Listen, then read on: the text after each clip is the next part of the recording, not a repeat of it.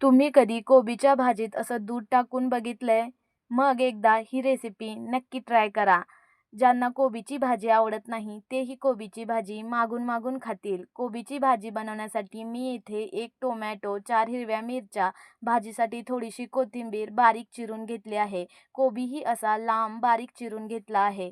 तुम्हाला हवे असेल तर तुम्ही चॉपरमध्ये चॉप करून घेऊ शकता.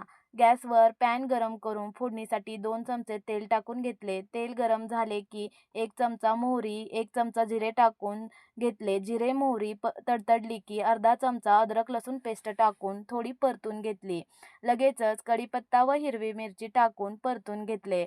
आता 1.5 चमचा हळद टाकून चांगली फोडणीत मिक्स केली.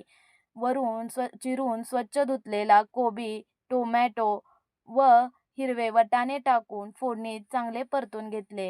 हिरवे वाटाणे या भाजीला नक्की वापरा, म्हणजे भाजी अजूनच टेस्टी बनते. चवीपुरते मीठ टाकून चांगले मिक्स केले व 2 ते 3 मिनिटांसाठी झाकण ठेवून एक वाफ काढून घेतली. मीठ टाकल्याने कोबीला पाणी सुटते व भाजीत पाणी टाकायची गरज पडत नाही. झाकण काढून चांगलं मिक्स करून त्यावर 1 चमचा गरम मसाला व धनेपूड टाकून घेतली. थोडा वेळ परतून 2 चमचे दूध टाकून घेतले, म्हणजे कोबीचा उग्र वास असतो तो नाहीसा होतो व भाजी अजूनच टेस्टी बनते. वरून बारीक चिरलेली कोथिंबीर टाकून 2 मिनिट वाफ काढून घ्यायची.